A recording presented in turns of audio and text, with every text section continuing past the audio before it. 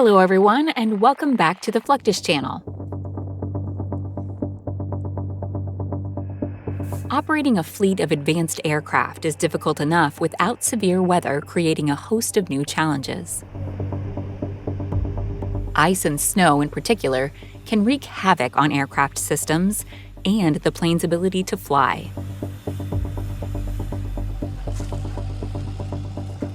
Due to the disruption of airflow over the wing and tail, aircraft can experience decreased levels of lift and increased drag. Both frost and ice can increase the overall weight of the aircraft as well, affecting its maneuverability and, in some cases, causing unexpected vibrations by causing the plane to become unbalanced.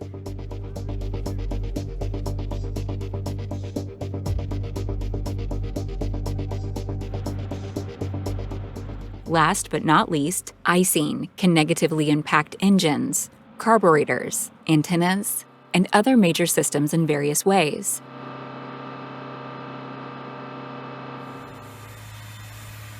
This is why de-icing is an essential part of preparing a plane for cold weather flight.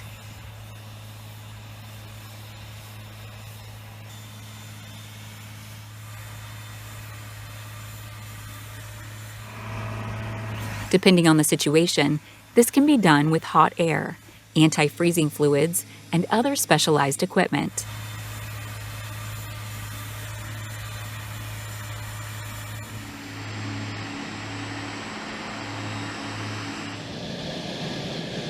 This F-16 Fighting Falcon is used out of Kalix Air Base in Sweden. This is located in the far north of the country, near the tip of the Gulf of Bothnia.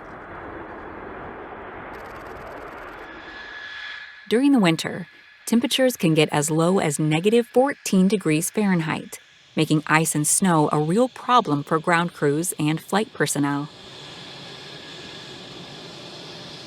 The de-icing process uses chemical de-icers designed to remove any buildup from the exterior of the aircraft, while also providing it with a protective layer against future ice deposits.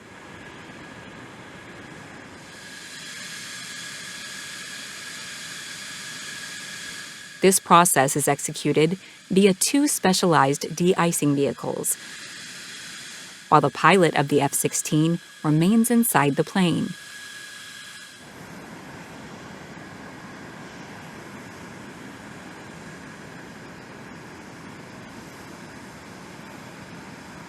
Only after the ground crews are sure that the plane will operate as intended will it be cleared for takeoff.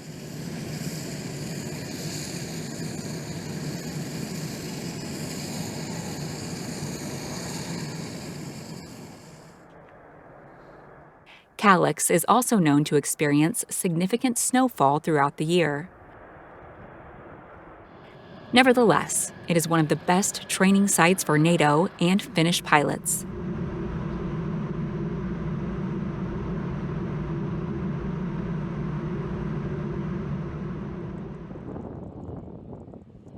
Still, in order to avoid damage to the aircraft, much of the snow that builds up throughout the night must be removed by hand.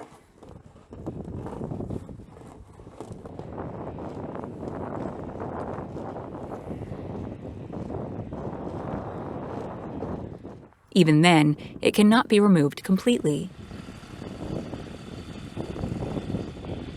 For this reason, those assigned to the base have grown accustomed to working with all manner of equipment during freezing storms.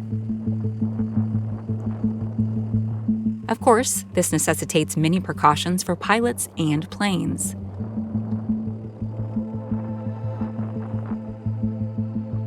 The engine intakes use special padded covers to prevent buildup.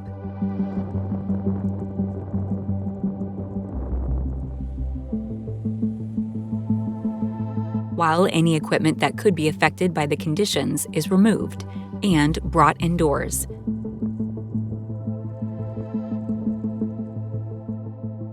Wherever they are in the world, military pilots are used to making adjustments in order to carry on their mission. These F-16 pilots are based out of Kunsan Air Base in South Korea. They've learned to adapt to cold weather conditions by storing their planes in hangars that provide shelter from the worst winter conditions. The area of the Korean peninsula where Kunsan Air Base is located experiences a lot of different weather conditions throughout the year.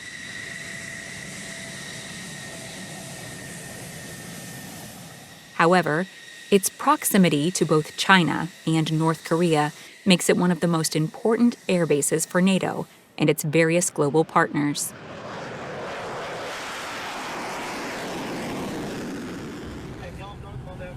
The importance of de-icing doesn't change when it comes to large military aircraft.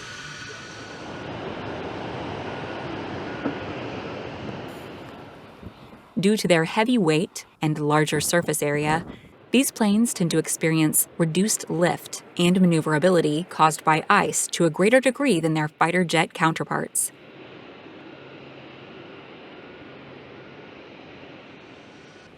Their greater mass also puts them at risk of sliding off the runway in icy or snowy conditions.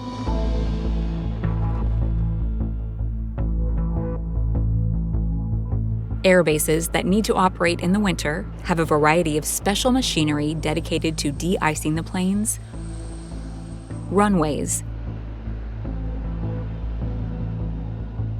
and equipment.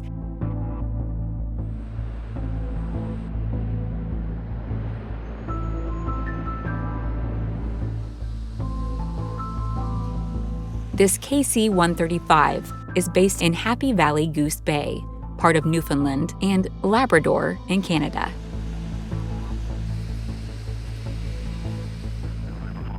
As the base is in the very far northeast of the country, it is subject to heavy bouts of snow and frequent icy conditions.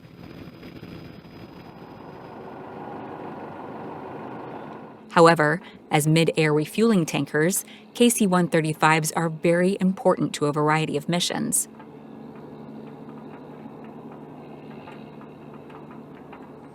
That's why the airbase employs special blowers that use hot, condensed air to remove snow from the surface of the fuselage and wings.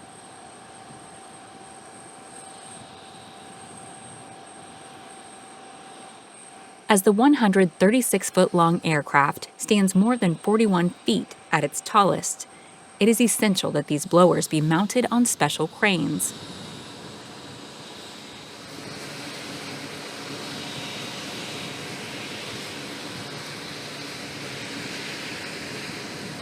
Again, special covers are placed over the engines when the aircraft is not in use.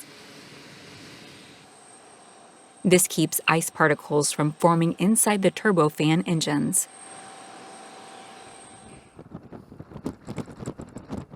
Generally, these will only be removed when the aircraft is ready to fly.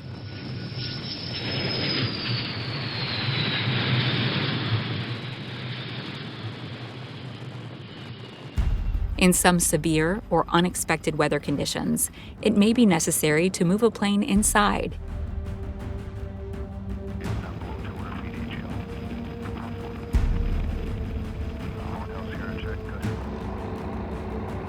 This depends on the facility having a hangar large enough for a plane like the KC-135, which is not always the case.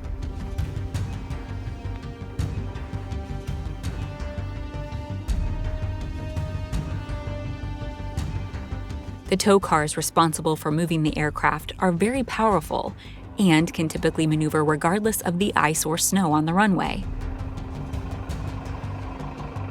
However, it is imperative that they move slowly to keep the plane itself from gaining too much momentum and potentially sliding on the ground.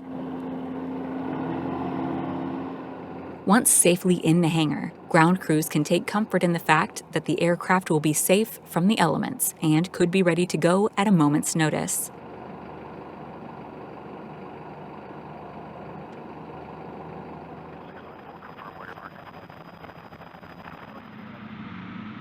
De-icing takes on a completely different level of importance when it comes to planes that use propellers. A good example is the Lockheed C-130 Hercules, a versatile mid-sized cargo plane that uses 4 turboprop engines as its source of propulsion.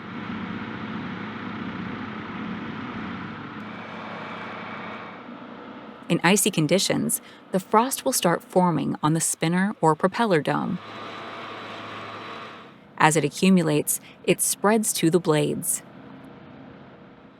However, it doesn't coat the blades evenly, which can throw them out of balance. When this happens, the propellers and engines will start vibrating, potentially leading to engine failure. As this would be very close to a worst-case scenario for a C-130 pilot and their crew, these aircraft are subject to meticulous de-icing when winter weather strikes. Special care is taken to coat the propellers and front of the engine in de-icer to prevent frost from forming again when the plane enters low-temperature altitudes.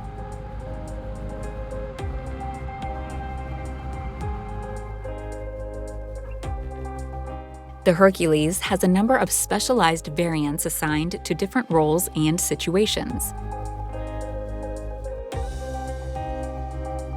One example is the LC-130, operated by both the United States Air Force and the Air National Guard.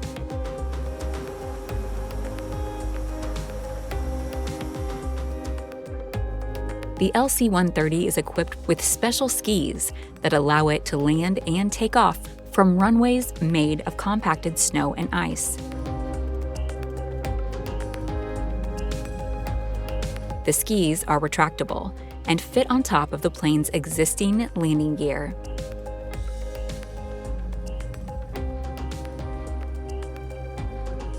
This means they can also land on traditional runways, adding a whole new layer of versatility to the aircraft.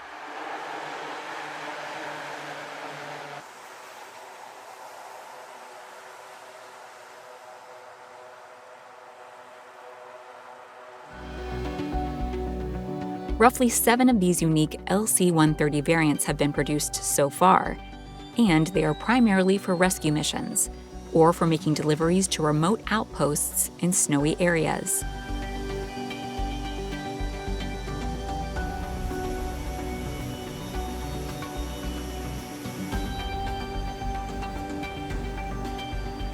Even in the snowiest of environments, the LC-130 can still do its job.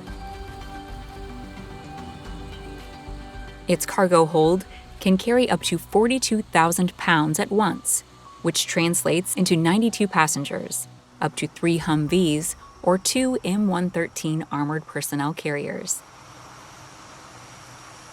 As part of the biannual Arctic Edge exercise, a group of Marines from the 5th Battalion practiced loading an M142 High Mobile Artillery Rocket System, or HIMARS, onto an LC-130 that had just landed in the fresh Alaska snow.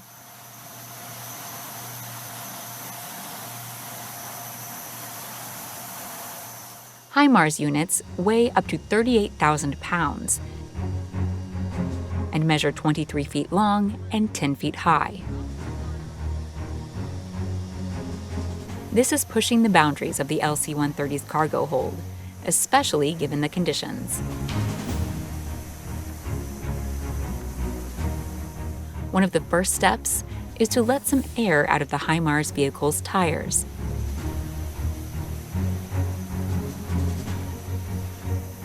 This reduces the vehicle's overall height, while still allowing it to move forward and backward.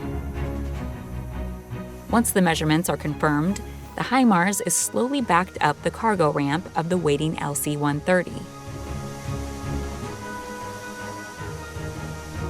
The vehicle has little inches to spare on either side, and very little room on the top as well.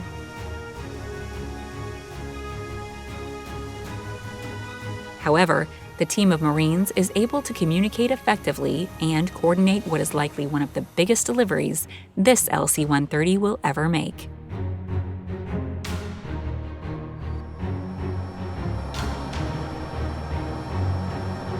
That's the end of this video. I hope you enjoyed it.